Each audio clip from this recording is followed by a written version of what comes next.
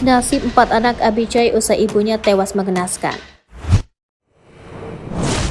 Nasib 4 anak model Hong Kong Abi Choi yang tewas menjadi sorotan, terungkap setelah potongan tubuhnya ditemukan di sebuah lemari pendingin di sebuah apartemen di desa di Hong Kong pekan lalu. Namun pertanyaan atas nasib anak-anak Choi pun menjadi sorotan, apalagi 2 dari 4 anak model berusia 28 tahun itu adalah anak dengan sang mata suami. Mereka berusia 10 dan 8 tahun, sedangkan 2 anak lainnya berasal dari suaminya saat ini, Tam Juk Kwan. Meski begitu, rupanya Tam akan merawat semua anak Choi. Dikutip dari Sportskida, Tam berjanji akan menjaga keempat anak Choi, termasuk yang berasal dari mantan suaminya yang telah ditahan, Alex Wong. Anak Choi yang tertua saat ini tinggal bersama ibu sang model.